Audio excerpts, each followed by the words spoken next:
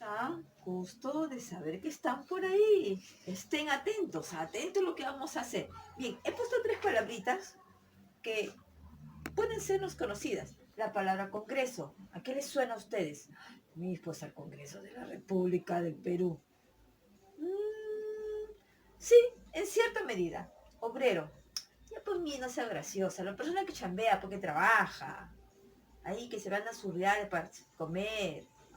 Y ahora están con suspensión perfecta, pues, profesora.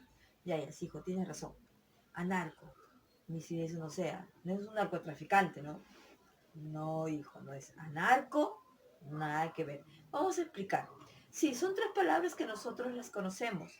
Tres palabras que en algún momento ustedes la han podido escuchar de manera directa o indirecta.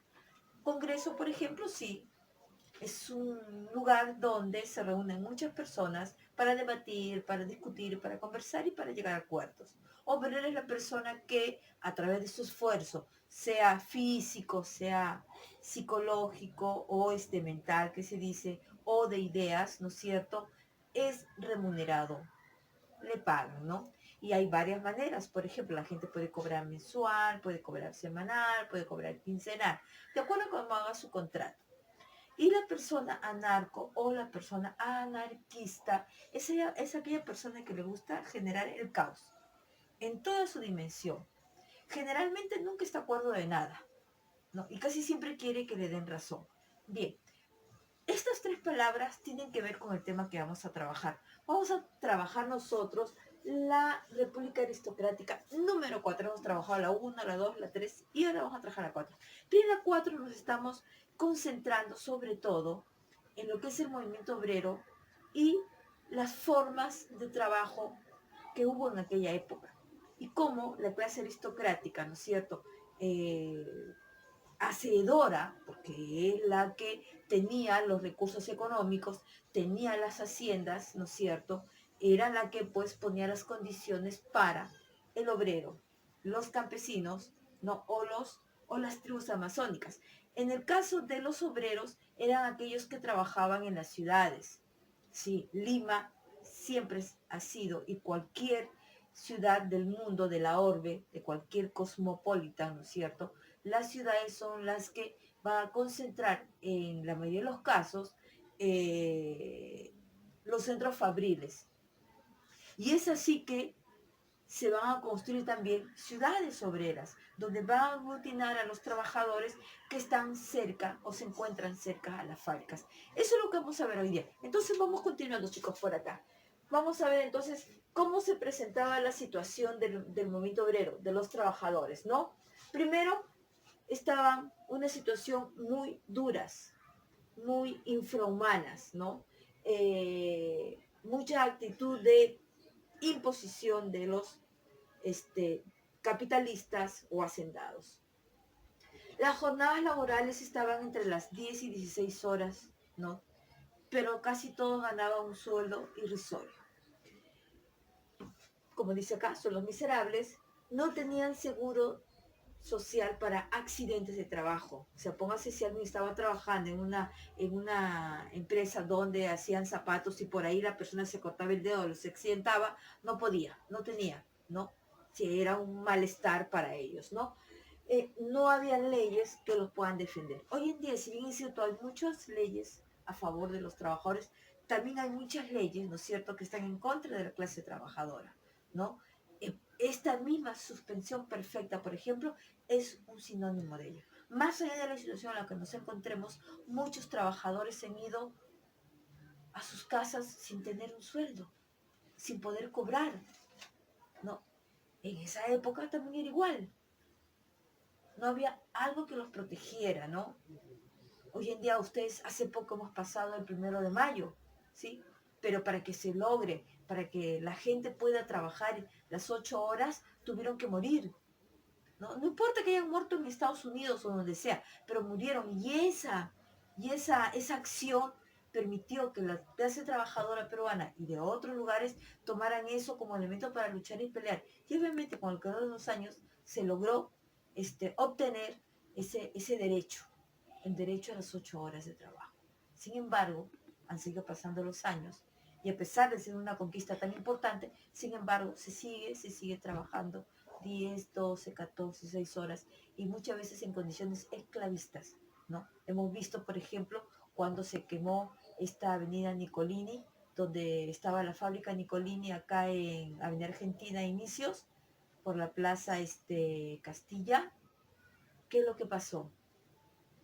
Estaban encerrados trabajando, ¿no? Chicos, jovencitos, y murieron quemados.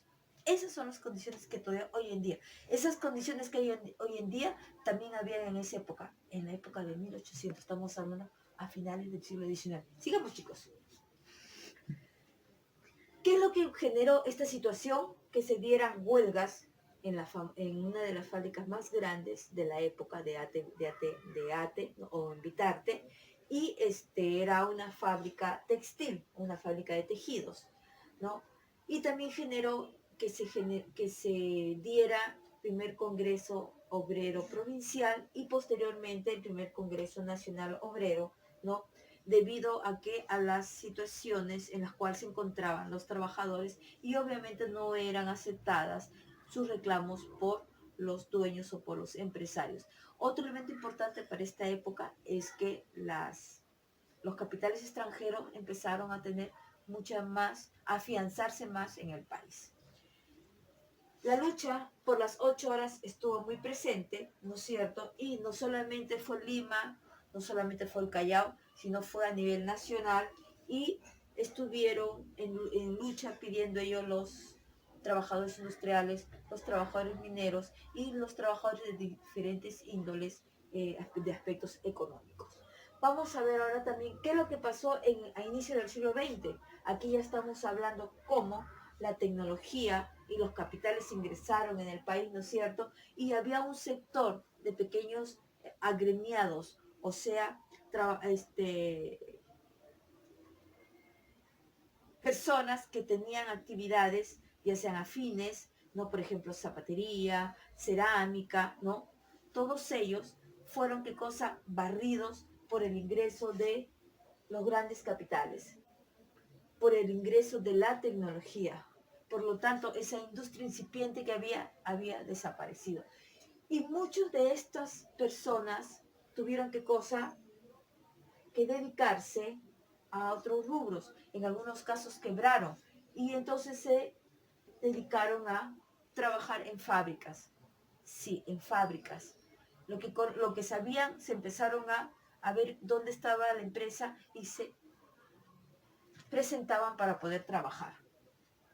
De esta manera van a surgir las ciudades obreras, donde va a concentrar a los trabajadores y va a ser, digamos, el cordón fabril de las fábricas donde ellos van a estar para tener acceso, ya que las entradas, ¿cómo se llama? Tienen que hacerlo temprano, entonces era necesario no demorar mucho, sino estar cerca a lugares de trabajo, ¿no? Va a tener el predominio del anarcosindicalismo, como le dije antes, donde no se creía en el orden, sino en el desorden, o donde más que ayudar a que los trabajadores piensen de manera responsable, no, o sea, todo era un caos.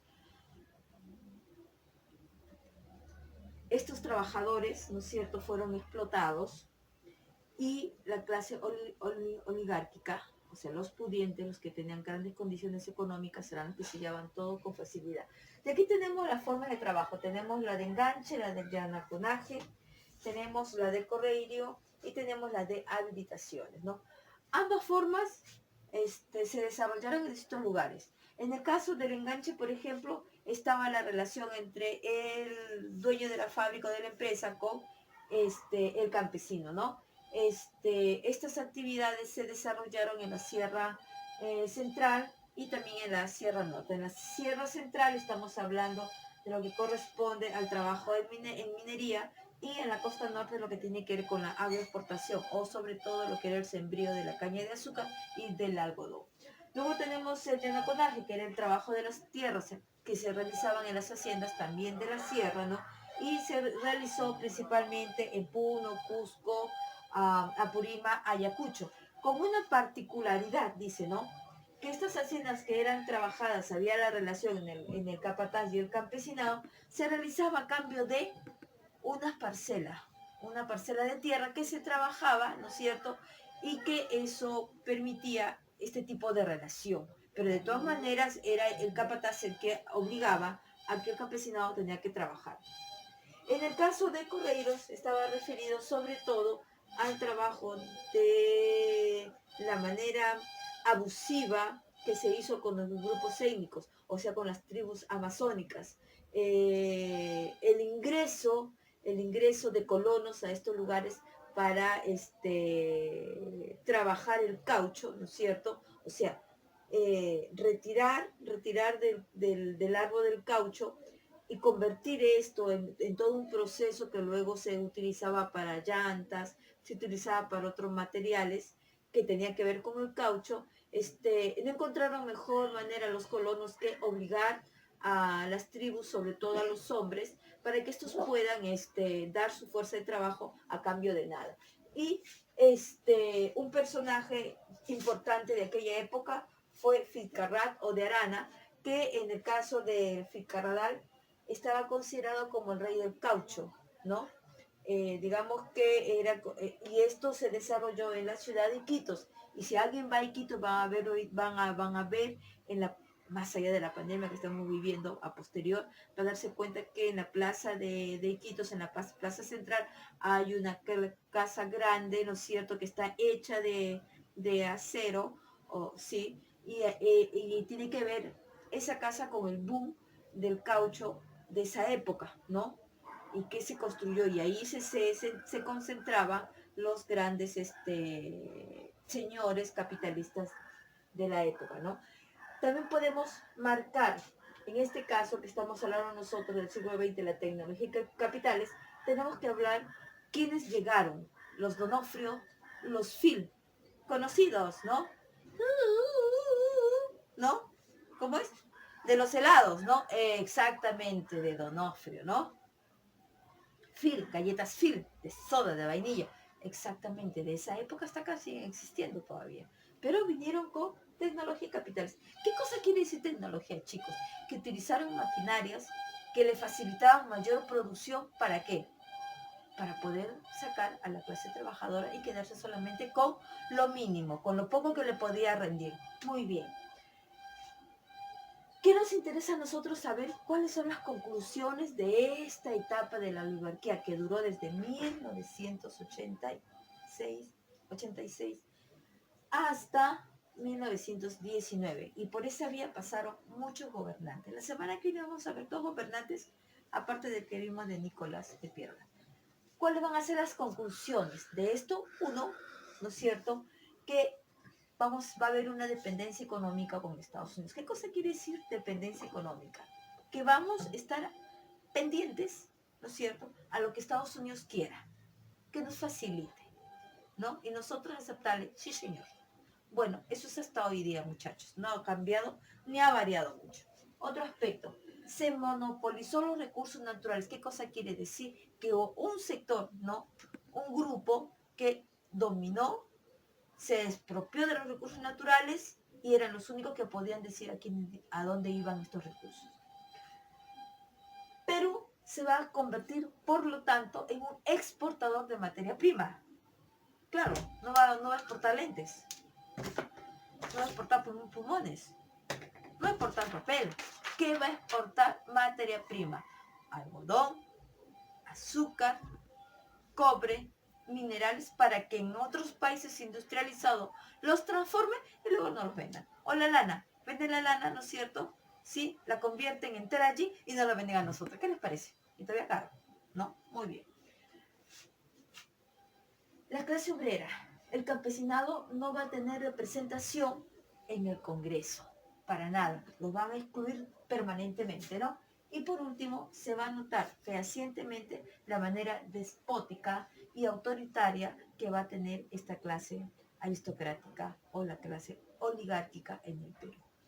Chicos, así llegamos al resumen de lo que corresponde de cuánto tiempo, ¿no es cierto?, siglo XIX, siglo XX, siglo XXI, ¿cuánto tiempo estamos reduciendo, ¿no es cierto?, lo que corresponde a esta etapa aristocrática? Entonces vemos que no ha sido fácil para la clase obrera ni para el pueblo en general la acción que tuvieron estos hombres. Y ojo, chicos, que si bien es cierto la oligarquía era la clase política de la época, pero era una clase política que está más interesada en cómo enriquecerse que generar mejorías para el país. Entonces, hasta acá nos quedamos. Les mando sus preguntas, chicos, y nos vemos la próxima semana. Chao, chao.